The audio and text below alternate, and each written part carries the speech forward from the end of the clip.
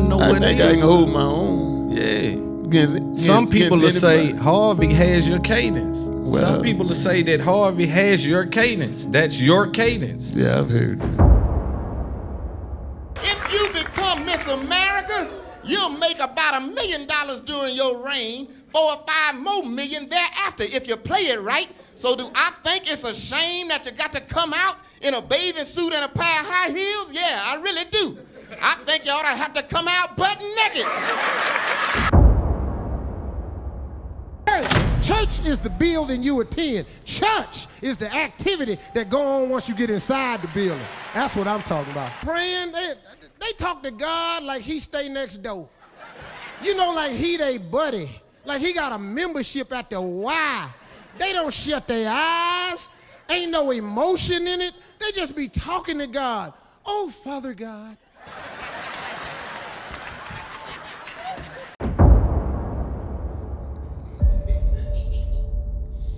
Steve, my man. Steve, my man. You trying to start some shit? I ain't trying to start nothing, brother.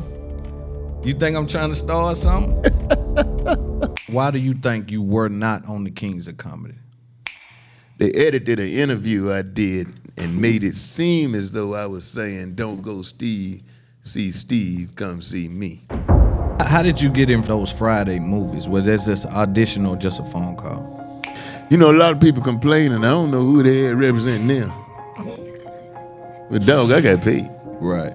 And when I did Friday After Next, because I had gotten so much for next Friday, when I did Friday After Next, I bumped head with the producers.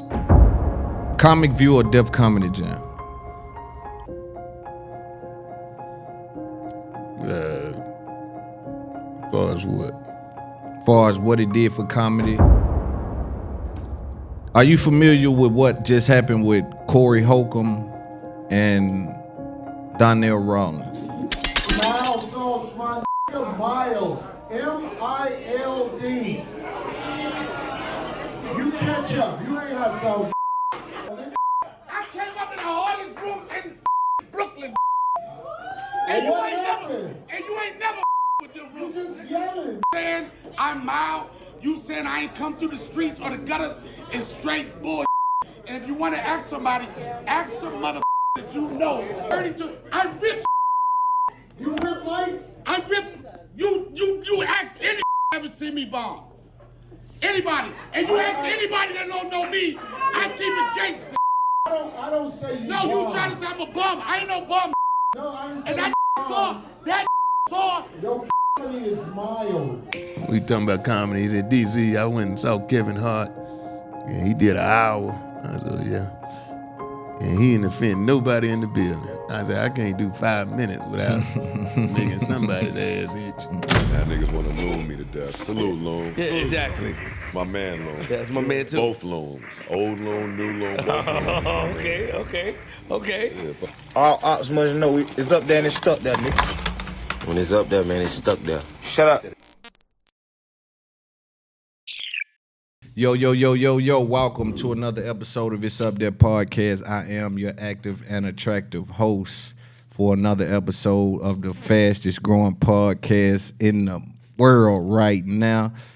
I don't talk to everybody, man. When I seen this guy in my city come to the legendary Zanies, I made it my mission to go out to see this man because I grew up off of him, and I think that he's a legend in the game.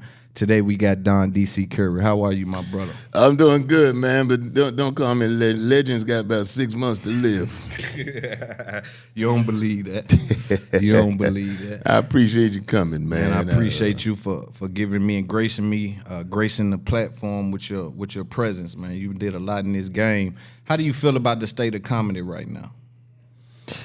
Well, I couldn't think of a better time to be a comedian with all that's going on now. I remember when you used to have to take a story or the news or whatever and turn it up a notch to make it funny. But now, what's going on now, you got to take it and turn it down a notch to make it believable.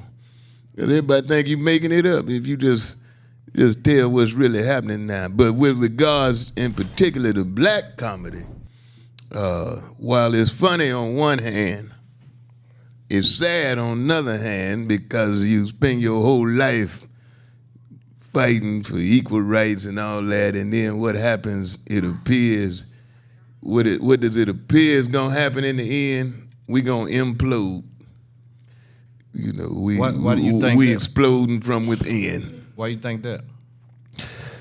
Well, I think part of it is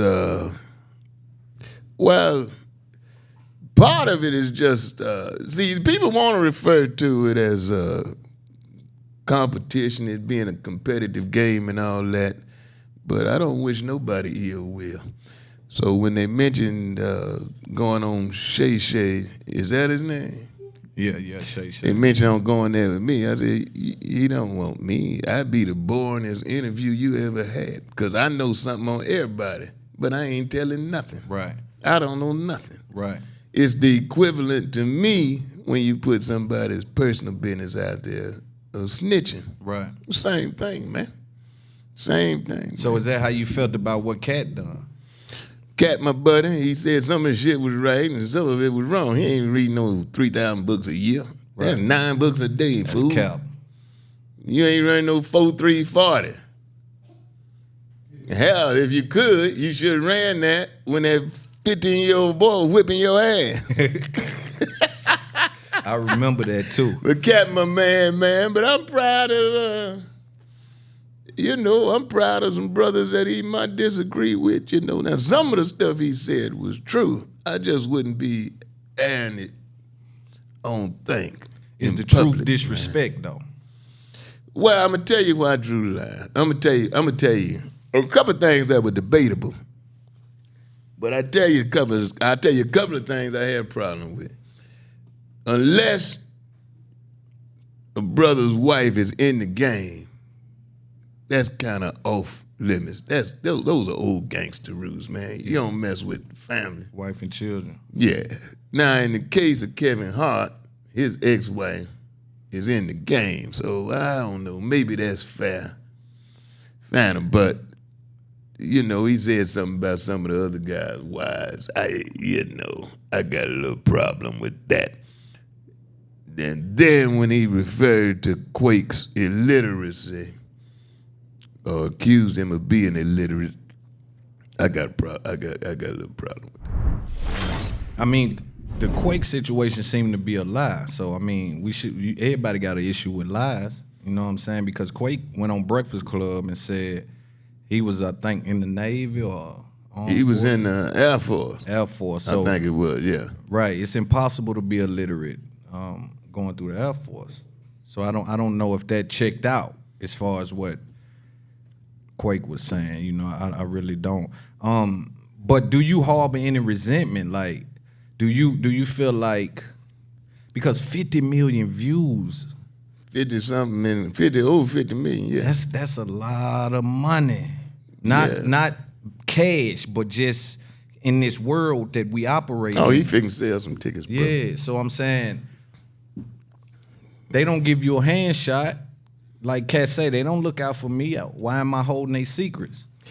Yeah, but sometimes it's a matter of soul, man. I was with Katt. We was hanging out one day, and I reminded him back in the day. It's a true story. I said, Katt, you still owe me $500.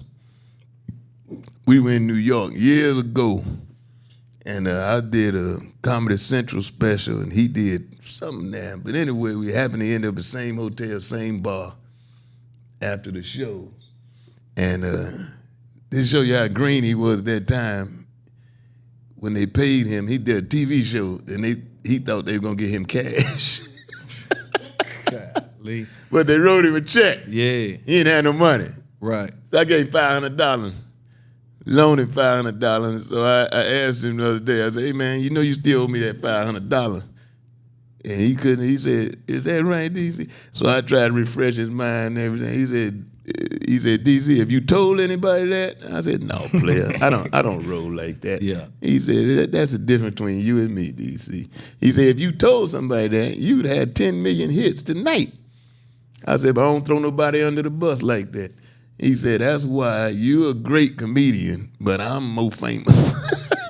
That's what That he makes said sense. to me, man. That's sad, but that's how this. There's another part of that story that I'll tell you when we off the air. Right.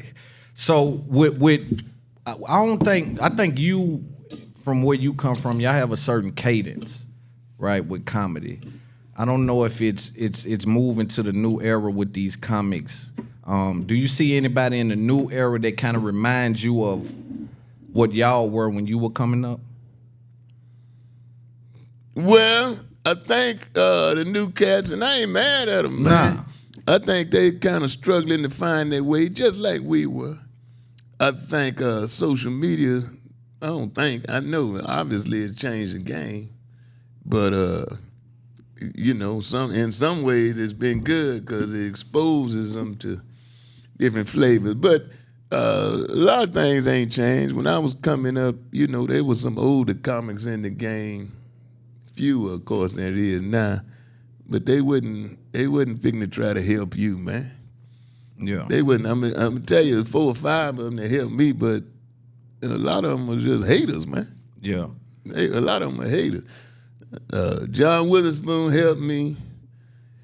George Wallace, who's still alive, he about 160. J. Anthony Brown, 140. Ronaldo Ray, Richard Pryor, and it was 6. It was somebody else. But for the most part, they wasn't that forthcoming with information. So what I've tried to do, because you ain't no threat to me. Right. And I've tried to share all I could share with the young brothers who ask me. Ask me, I ain't trying to push nothing on nobody. But if they ask me, I tell them. Why do you think you were not on the Kings of Comedy? Well, first place, I ain't no king of comedy. I don't consider myself no king of comedy. You don't? But they told me, no. But they told me at the time that it was because I didn't have a television show. D.L. Hughley had D.L. Hughley show. Bernie had Bernie show. Steve and Cedric were on Steve Harvey show. Why? I was on Grace Under Fire.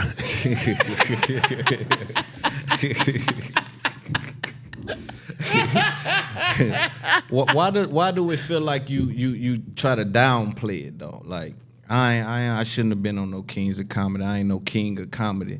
You just told me Richard Pryor helped you. John Witherspoon helped you. I had 3 conversations with Richard Pryor. I don't want to overemphasize that. I could just pick up the phone and call Richard. I had 3 conversations with Richard Pryor. But they in were the very game, impactful and very, he was very open with me. And at that time, he was like on his going out on his last leg, but he was real, yeah, but accommodating. And even if whatever Richard Pryor gave you in that moment, that was that. But to be in the game from then to now, how has that not solidified being a king? Bro, king, strong word, bro. Let me make it clear, because I know how y'all take shit and twist it. I ain't no queen. I ain't saying that when I say I ain't no king. No, man, I'm just don't, and I'm not trying to be overly modest or nothing. I ain't no slouch now. You ain't nothing nowhere I think near. I can hold my own. Yeah. Some people will say Harvey has your cadence. Well, some people will say that Harvey has your cadence. That's your cadence. Yeah, I've heard that. Yeah, so that's what I don't understand. Like, Steve, my man. Steve, my man. I saw him and Mark Curry arguing. Look, bro, when you came up in the same general time frame, you're going to have some overlapping of things that you got in common. Mark Curry and Steve were going at it about a Halloween costume. Come on, man. All black folk, for the most part, made their Halloween costume. So some of that stuff. But when you write something and you got your signature on it and somebody snatch it from you. Now, that has happened to me in some cases. you even got a certain style, bro. What I'm saying is, when you deal with jokes, at least from the outside, me looking in, is like the packaging of the joke is just as important as the joke. And so your cadence, just how you just did now with the inflections and things of that nature, right? When you see someone like you coming up in that moment with Comic View and all that was going on, that was you, Harvey, all y'all was kind of in that same pot. That cadence is only, I don't know anyone else with that, but really you too. I don't know. I'm talking about where I can close my eyes and say, that rhythm, that's that rhythm. That's that DC rhythm. Like, do you ever think that? Do you ever feel that? Do you ever? You trying to start some shit, man. I ain't trying to start nothing, brother. You think I'm trying to start something? These are my real thoughts. Like, when I hear this, even when going back, just listening as I was driving down, I'm like, oh shit, let me listen to Harvey. I put Harvey in. Now what I would say is different was he would do a little more acting with it. But if you close your eyes, and this is only 2 or 3 bits that I saw, but if I close my eyes, I say that Cadence belongs to DC.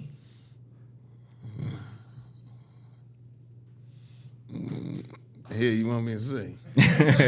All right. Well, move. Hey, we can move on. We can move on. But you know, I just wanted to ask you that. Let me say something. Here's in case Steve see this. You know, he's had several problems with me. I'll tell you about a couple of them. We were doing a show in Memphis one time back in the day, and he had just gotten his toupee. And we were in the dressing room. There's a low ceiling, and they had a ceiling fan. And I suggested he get out from under the ceiling fan before he snatched his toupee off. After that, he didn't speak to me for about 3 years. Damn. Another time, well, I ain't gonna tell that.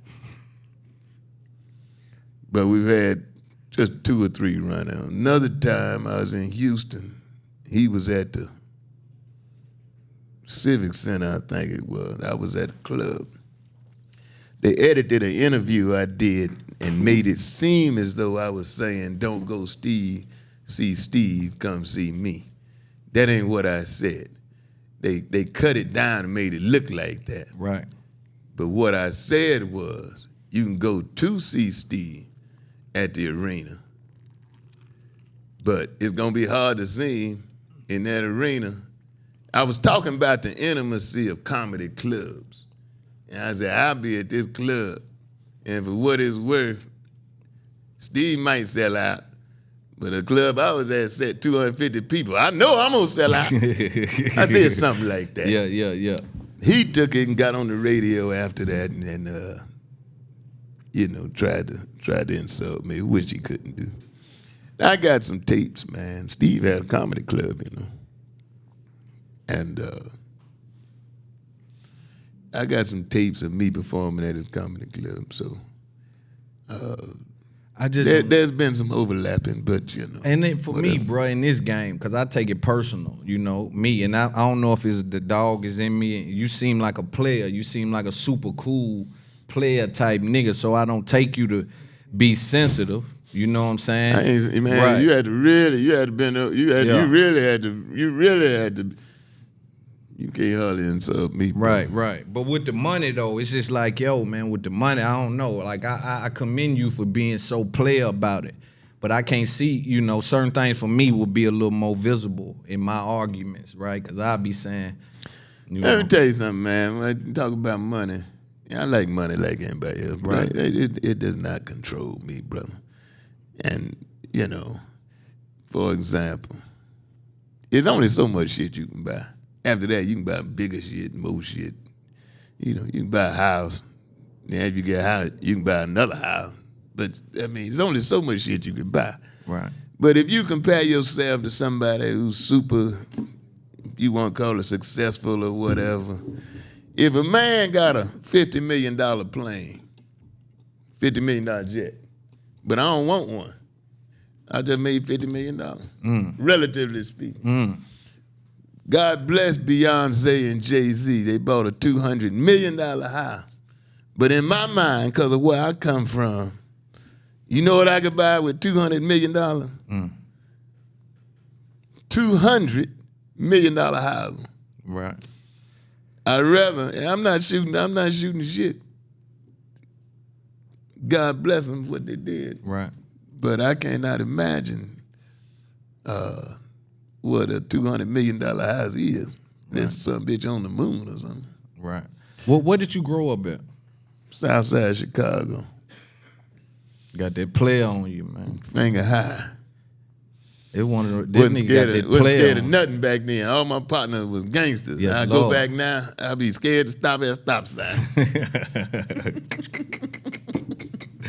Yeah, man. Are you familiar with what just happened with Corey Holcomb and Donell Rawlings? No. But I had Cookie Hull on my show. She basically was rebutting Katt's interview. Right. Cookie Hull used to work for him. She said she used to write for him. He said she didn't. I kind of believe that she did. But at any rate,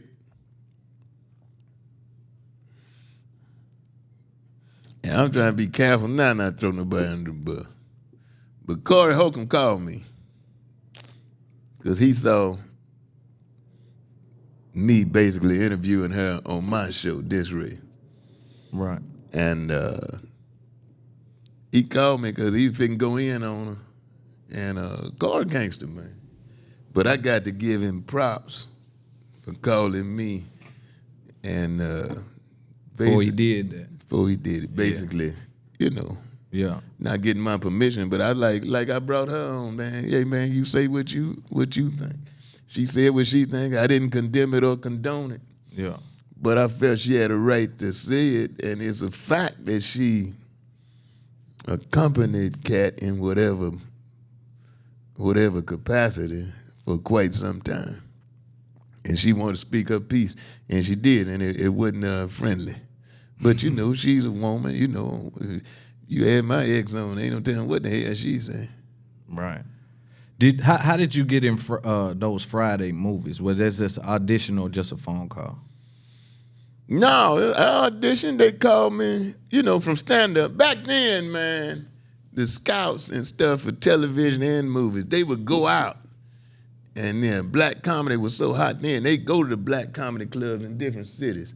So it used to be a place here I used to go to, Comedy Act Theater.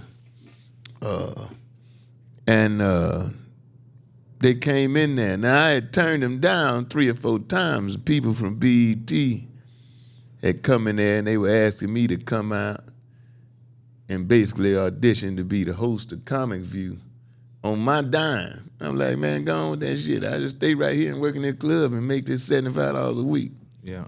That's what I was getting, man, 14 shows. Yeah, nah. And so finally, I think it was the 3rd go-round, they bought me a ticket and said they'd pay for hotel. I said, okay then, now you talking.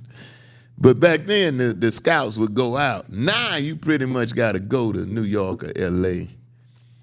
They don't travel like they used to looking for talent. But anyway, they flew me out there for Comic View, and I think that's where Cube saw me.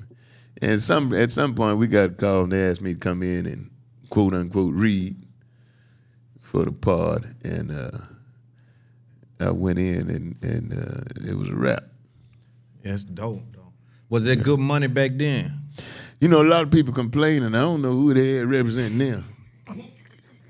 But, dog, I got paid. Right. And when I did Friday After Next, because I had gotten so much for next Friday, when I did Friday After Next, I bumped head with the producers. Because Cube, at that point, it gotten so big, Cube had basically stepped out of the negotiations and stuff. So I bumped head with the producers. And So later on that evening, I called Q. And I said, hey, man, you know, you can cut this if you want. I said, these motherfuckers crazy. And Q said, well, you know, what's up, DC? And I said, well, we can't come to grips with the money. Ice Cube said to me, DC, what you want? And I told him. He said, call him back in 15 minutes. And I called him back 15 minutes. They asked me when I could come in and sign the papers. I said, damn, I was too cheap. Yeah, you needed a little pushback. But just like that, man. So Yeah, with Kim ease. Whitley, who didn't do Friday After Next because she had bumped head with the producer. But I told her, call Cube. You know Cube. Right. We all talking. We was on set. Right. I said, call Cube. And she wouldn't do it. So that's when they went and basically got some more, who was my friend. I'm touring with her now. They went and got some more to basically replace Kim Whitley. Wow. That's dope. Comic View or Def Comedy Jam? As far as what? Far as what it did for comedy, who it propelled, cachet in the culture, you know, overall. I think Def Jam was the ultimate.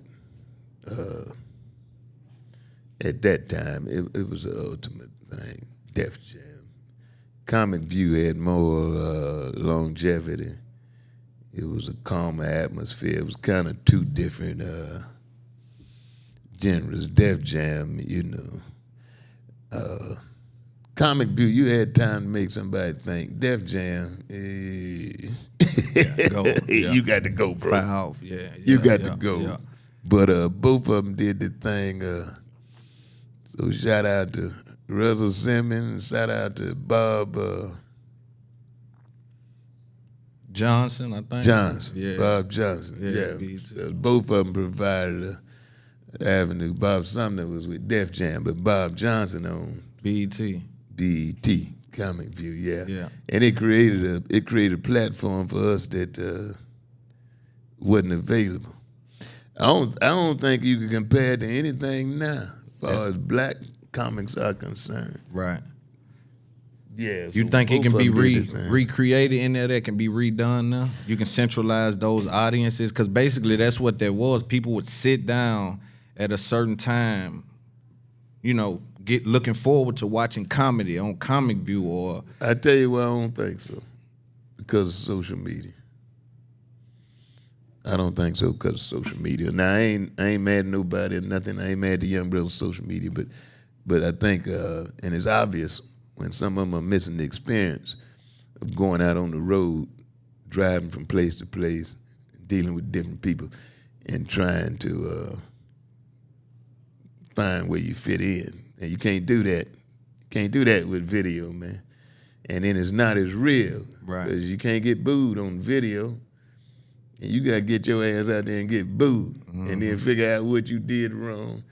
But on video, you can do 50 takes and just pick the best one. Then a lot of people disappointed when they show up to see him. Now, some of the brothers have gone on and gained experience and stepped it up. Country Wayne, Shula King, Yeah. and figured it out. But I've also seen some fall, DC Young Fly, I've seen some fall by the wayside, you know, that possibly would have done better if they had been on the road. It used to call it the Chitlin circuit. You know? Yeah, because working those jokes is a thing. Like, you got to get that joke in different rooms, and you know what I'm saying? Like you said, like it's... That's why, you know, I do some concerts now. I think I got 40, 50 on the books for this year, but I got, 40-something clubs on the books because the repetitions. Right. The repetitions, and you'd be surprised. I always call comedy, particularly black comedy, but comedy in general, it's psychological warfare, brother. And you'd be surprised how changing a word or a phrase or the timing make all the difference in the world. When you're doing a club and you got several shows to do day after day, you know, you can work it out. You got time to work it out. Yeah, and then you see it'll.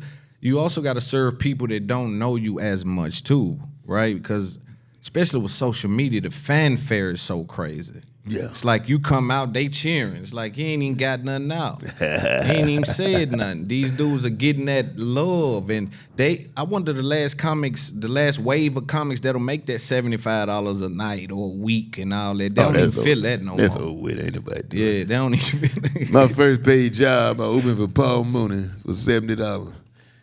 14 shows. I was getting $5 a show. And at the end of the week, they handed me a note. They said I owed them $127. I had drunk up $200-something worth of shit. Michael Williams and his brother, Gary Williams. Yeah. Was there any beef, well, not beef, but any competition with Comic View and Def Comedy Jam back then? Where it's like... No, back then there were 3 things you had to do to establish your legitimacy as a black comic. You had to do Def Jam, Comic View, and Apollo. After that, they take you seriously. Yeah. Yeah, Showtime at the Apollo. Right. And if you could do that and survive, you're doing pretty good. Showtime at the Apollo. They talk about Def Jam audience. Showtime at the Apollo, when I first did it, I got that thing call time about 11 o'clock in the morning. And I got up to perform it, I think it was 10 o'clock at night. Same crowd, no water, no refreshment, no nothing, man. I don't even know if the bathrooms were working. But they've been sitting there 11 hours when I got up. God damn.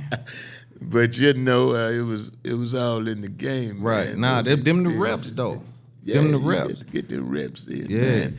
And you learn about TV so forth. But the reps, you know, they don't and God bless them, you know. A lot of them making a lot of money, man, but you know, I stand hard on what I believe. I'm including radio shows now. I'm 11,000 and something deep. Yeah, I'm telling you, man. I don't know why. I don't know. You don't got to like it. I'm calling you a legend. You ain't even got to like it. And my voice matter in the culture. So whatever. But here's something I also want to ask you. When Corey Holcomb, speaking of those reps, sometimes comedians even say seasoned comics are quote unquote mild. So Corey Holcomb says that Donell Rawlings is a mild comic. Yeah. Do you understand that term, and what do you think that means? Because I'm sure my viewing audience don't know kind of what a mild. I know what it means because I know what mild wings is versus hot wings. You know what I'm saying? Yeah, I mean, it ain't funny. Corey Holcomb is wild. Yeah. And you know, I'm a Corey Holcomb fan, Me but too. some of the stuff Corey be saying, I'll be like, damn, boy. Yeah. What is wrong with you? But it's funny. However, and I don't wanna reiterate what Katt said or what Corey said. There is a certain vein that if you get in that vein, you're more likely to become universally acceptable and blah, blah, blah. I've always spoke my mind. I had a conversation, I don't know, 20-something years ago with Tom Joyner, you know, about being more accommodating. So yeah, it might could have been it. Now you take a guy like Kevin Hart. A guy was telling me the other day, we talking about comedy. He said, DC, I went and saw Kevin Hart, and he did an hour. I said, yeah. And he didn't offend nobody in the building. I said, I can't do 5 minutes without making somebody's ass itch. Yeah. But if you got that talent, God bless you if that's what you can do. But you know, I'm more of I'm a little radical, bro. Yeah, I mean, but the truth is considered that. You know what I mean? When you get up there and just literally say your observations from a true standpoint, some people gonna say it's radical. Yeah. You gotta live with that. I speak it and then I can defend myself. Yeah. And sometimes that's interpreted as being radical. And then I don't give a damn if it is. Right. So Donell Rawlings ran up on Corey at the Hollywood Improv and interrupted his set. I ain't see that. Yeah, and just hollering at him saying, nigga, I'm a beast. You talking about I'm a mild comic, I'm a beast, right? Now I did not know about that. right, I Corey knew they tell was him in his beefing. face, man, Yeah. that shit mild you doing, man. Yeah. And they kind of had this 1-2. What I want to speak to though is that Corey crazy. Yeah. So what I want to speak to is the conversation surrounding it, because the conversation surrounding that event is that, yo, Donell really is doing that because what Corey said about Dave, which is Dave Chappelle bombs a lot. Yeah, I saw that. Right. I saw Corey say that. Do you agree with that? I mean, I feel comics bomb. Like, do you think Corey is wrong in his observation for being able to say that? Like, he said, yo, when they on stage, I go outside. I don't like what they doing. But for Dave, he's a good comic, but he bombs a lot. Well, I don't know if you can bomb if you got $200 or $300 million. I think he's at a point where he just goes up and he talking, he working stuff out in his mind, he watching the crowd, they react, he just talking. He ain't got to go up and slam the room. He doesn't have to. The reason it gets harder and harder for a comic to be successful, a black comic, as he progresses economically, is because black folk are about poverty. Most of us just a generation, maybe two, from poverty, man. Yeah. But when you are perceived as having, when you have or are perceived as having hundreds of millions of dollars, it's very hard for a black crowd to sit down and listen to you talk about how hard it is to pay bills. Right. I had this conversation with Arsenio, who's my partner. I talked to him all the time. Right. When you got millions of dollars, it's hard for you to connect with a man that spent his last $50 to sit in the bleachers in the nosebleed section and see you. So it becomes a thing with. But comedy is the one place in the culture where it's like, it's fair game. Like, that money don't excuse you. If you're not funny, you're not funny. Well, you might be funny to some people, and you may be funny to the right or wrong people. The biggest lie ever told about comedy is funny. That's bullshit, because it depends on who's talking and depends on who you're talking to. That's why I refuse to do. I've got a lot of offers for shows across the water, across the sea. Mm-hmm. I don't know what the hell to say over there. I ain't lived over there. I don't know nothing. And I be talking about how America is crazy. So I don't want to go to a foreign country and do that. I can't go to an army base and talk about how crazy America is. Right. So I just turn them down, man. But it depends on who you're talking to and who's talking to. Say funny is funny. If you believe that, Richard Pryor, for example, could have taken Bill Cosby's material and been as effective. Ain't no way in hell. Right. Bill Cosby could go up and do Richard Pryor material and be effective. No. Right. There's an intricacy, intimacy, and I think you develop that more, my personal opinion, in clubs, you know. Right. Concerts are hit, they bang bang, man, and you got to get out of there. The union, you got to get out of there. You supposed to do 20 minutes. You get up there and do 30 if you want to. Right. They hit that red light, it's time to go. Yeah. Yeah. Have you ever shared the stage with someone, like, you know, the new style like the 85 South Boys is doing? You see how they kind of like, it's a three-way kind of thing on stage at the same time. Is that an awkward thing for like the old school, for y'all guys that came up one man, one mic, just taking care of the business? Hey, man, to me, it's a individual sport. Now, God bless them. They've been very successful. Right. But no, it's not what I'm about. Do you think that you are a part of Hollywood because you've been in a few movies? No. On the contrary, man. On the contrary, man. you know, they talk about bowing down all that to Hollywood. I just never have. Even now, I refuse some auditions because, I mean, you know, it's all of a shit show, man. Now, I'll come in and audition for something worthwhile, but you want me to come in and basically showcase something. Well, why you call me? Right. Because you know what I do. You know what I'm about.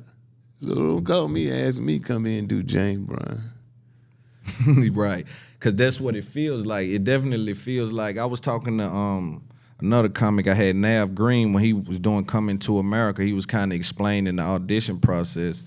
And he just like they're sitting there stale face and just looking at you like you got shit on your face. And then, and I've experienced this, you know, because it's an audition game. You know, you go in, you may audition for 30 shows and get one commercial or something.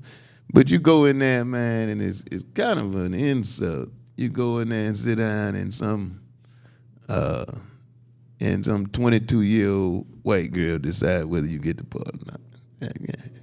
It's a hard pill. God bless you if you're 17 trying to make it. Right. Yeah. But I ain't about that shit. Nah. Do you feel like you made enough money out of this game? Enough to do what? To feel like I ain't bitter. I feel good about I put in 40 years, this is what I got from it. Or however, you know. I probably made more than I could have made doing anything else. But That you don't know, answer. like I said, man, I'm content. I ain't satisfied. I ain't got enough money, Yeah. but I'm all right. After you buy certain things, ain't nothing much, and you can't buy nothing else. Right. You know, you could have a $200 million house, but I got a house. You know, you could have a $5 million car, but I got a car. Right. So, I mean, relatively speaking, if you got something I don't want, we even. Right. You got a $50 million jet, That's and I a don't good want game, one. boy. I just made $50 million. That's a relatively. That's good game right there. Yeah. That's But a I good don't- I game don't- right there, boy. I don't want for nothing, man. Do you think that in this game, in the comedy world, that there's for Tubi, are you interested in doing movies on Tubi? Would you do something like that? I got a deal on the. I got a deal on the table with him now. I did a television show. AIB Productions put up most of the money. I put up the rest. It's called Nappy Valley. You know, I'm a farmer, and it's about all my partners working. I bought a new farm. And it's about all my partners coming to work, turn this land into a farm. You know. Right. So yeah, I'm open to it. I'm open to that. Yeah, because there's some young entrepreneurs, you know, running around with some bags over in Tubi world that reach for your cachet in this culture. You know what I mean? Yeah, Put yeah, a yeah. number out, and you'll be surprised that phone will ring. Hey, we got that number for you. You know. Yeah, and you know, you do it and you go at your own pace. I shot a special that I was offered. A couple people offered to finance. I financed it myself. That's dope. And I got to finish editing it now, and then I shot it in Birmingham, Alabama at the Start Dome. But I own it, you know. Right. Is that expensive process to shoot a special? It cost me $40-something. That's dope. I imagine you could spend more if you want to do it a certain way. I imagine Yeah. you could do it and spend less. But The that's what return I- on that, how do you make your money back from that? Well, in the case of me owning it, I'm free to basically lease it out. So I could get it, Netflix could buy into it, Tubi, whatever, but I still own it. Right. As opposed to if I let them put the money up and then it's a wrap. Right. And they could buy it and put it on the shelf. So you'll be doing more so of a licensing agreement where they'll just license your content for a couple years, pay you, and then you Exactly. retain ownership after the agreement. Exactly. That's dope. Exactly. And I believe in the project. I believe it's bona fide and I'm a gambler. So I financed it my damn self. Yeah, I respect that. How often do you write jokes? I write every day, but some of it ain't funny. I'm gonna tell you what I do, man. I do satire, man. It's getting it's a lot easier now because you got your phone, man. I do satire, and I kind of do current events, and stuff. But sometimes I just be writing and don't really be funny. But then something will happen. Something will happen in the world, in society, that makes it relevant. So I'll be like, I wrote something about how unfair it is for a brother to live on a certain side of Atlanta. And then something will happen that makes it relevant. You know what I mean? Right. But I write pretty much every day, but most of it end up in the trash. Do you think that you can start off funny in comedy and run out of funny? Yeah, if you don't stay current and stay on what's happening, because, most comics start off talking about the same thing, farting on the elevator. Yeah. Woman, period, which ain't never been funny. I be watching them bomb with that. I be like, that ain't gonna work, player. It's some shit you just can't make it funny, man. You will sit through a bombing. I'll sit through one? Yeah. I'll sit through a bunch of them. They funny to me. Yeah, the comics tend to laugh at bombings. Oh, man. But I'm going to tell you something that's changed. Back in the day, guys in my era, we would go up some nights, like where their open mic night was big back then for black comics. And we would go up some night and challenge each other. I ain't going to say nothing I ever said before. Do or die. If I bomb, I just bomb. Yeah. And then after the show, we go to Waffle House and sit till the sun come up, man.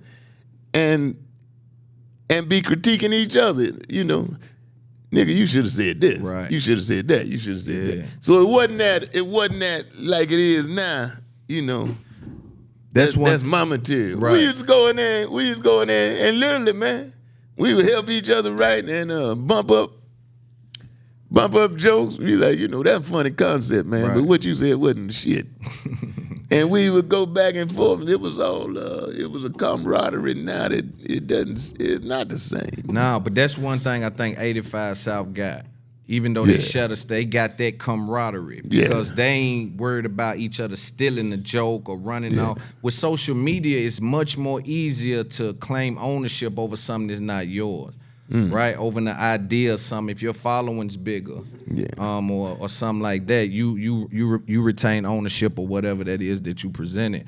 But I think that's unfortunate.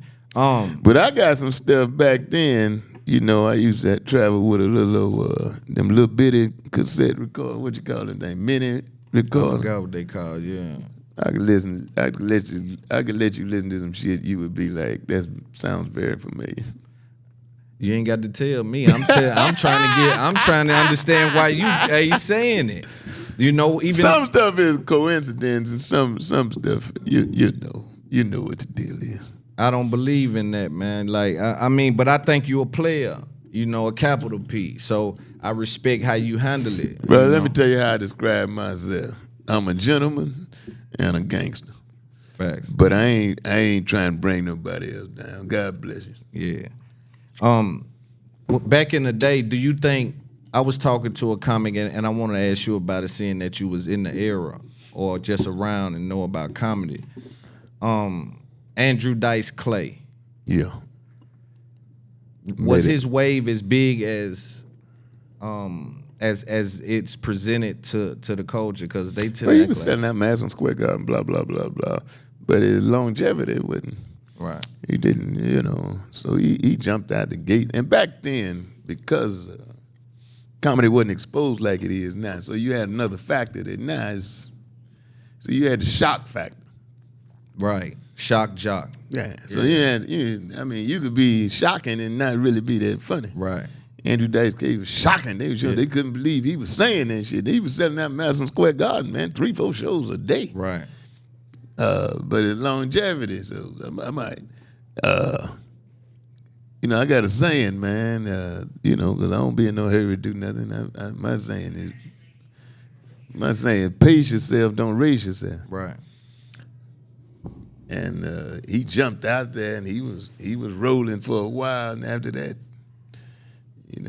and with social media now, and then Def Jam and all that, that's one thing it did that I feel was positive. It removed all that shock shit. Yeah. Because back then, they'd be, you hear what he said? He shocked me. Yeah. But it wasn't necessarily funny. But now the people that grew up on Def Jam and stuff, man, they 40, 50 years old. So you ain't gonna score no points just shocking somebody. Right. I think back then they had, and we're gonna wrap it up after this. Back then, they had Eddie Murphy as well doing that stand-up thing. He was he competitors? Was that a competition thing? Like, were they selling out at the same time? Who was running alongside Dice Clay when he was doing that? Because he was using rap, hip-hop shit, and I'm just wondering who Black was moving around at the same time then. Like, on that scale. It's probably only Eddie. Yeah. In that group, it's probably only Eddie, man. But if you're talking about the skill of performing and the skill of comedy and substance, Andrew Dice Clay couldn't touch Eddie. Right. And I always tend to think white comedy can't really, even though it from just by numbers it's gonna sell and do certain things, but I think people enjoy black comedy more than white comedy. Cause it's more funny. Yeah. I believe that. I don't know if it's wrong to say, like, but that's my opinion. Damn, it's wrong. It's funny, man. Yeah, that's my opinion. And then it's hard, just like I was saying, giving the example of, if you a comic, if you made millions of dollars, it becomes harder for you because to connect, the whole thing is about connecting with your audience. So how you gonna be up there and you got $300 million or perceived to have $300 million? Right. That's why Eddie and them can't perform no more. Right. Because black comedy about hard times, about them bills coming, you ain't got no money, and you cannot realistically or convincingly talk about that when you got $200, $300 million, man. Right. Anybody trying to hear that, you come off with phony. So you're going to have to go up there like the white boy and talk about it. You was talking to the goldfish this morning. And the goldfish said. Right. So I said that to say it's hard for the quote-unquote oppressor to entertain the oppressed. Now the oppressed can entertain the oppressor. Yeah. But it's hard. It's hard for a person who's been on the easy route, so to speak, to make me laugh and yeah, you just my alienate people. yourself. The problem I got with, and I got some Mexicans work for me. But the immigration taking over, the problem I got with it is the history of America, man. Even though, they coming over here 5,000, 6,000 deep a day. Now, I ain't with that when you got poor folk over here already that you claim you can't feed. But I got a problem raising hell about the Mexicans coming over here voluntarily when my people were brought over here against their will. So it's hard for me, even though I realize the economics of it, it's hard for me to be standing up hollering, don't let the Mexicans in here, don't let the Mexicans in here. And my people, I'm here as a result of you bringing my people over here against their will. Now, I'm going to get over here and get halfway up on my feet. Right. And then I'm going to be talking about don't let them voluntarily come over here to work. And you brought me over here to work. You brought my people over here against their will to work. So, Deep. Something to think about for real. That's some shit to think about. That's why I respect comedians that observation of it all. Yeah, well, that's why I respect Mexicans. Nigga crazy. Hey, yo, man, it's Up There Podcast, DC Curry, man. I appreciate you, brother. Well, great conversation, man. I man. appreciate Thank you you so coming much, down, bro. man. Yeah. I wanted to get with you the other day, man, but Them clubs, they be wearing my ass out, man. I already know it. I appreciate you, bro. You're a legend. Right on, brother. You're a legend, man. Stop calling me that, man. Y'all Stop take that calling game, me that. man. Do something with Legends that. got about 6 months to live. Stop it. I appreciate Appreciate anything you, I said that ain't acceptable is because of that shit you was smoking. You blame it on me. It's on me. Thank you, brother. Right on, man. You good, man. You a pro, man. Yes, sir, man. Thank you, brother. Right on. Thanks for watching this clip from It's Up There podcast. To see the rest of the interview, click one of the boxes on the screen. Also join Discord and Patreon to be in our community.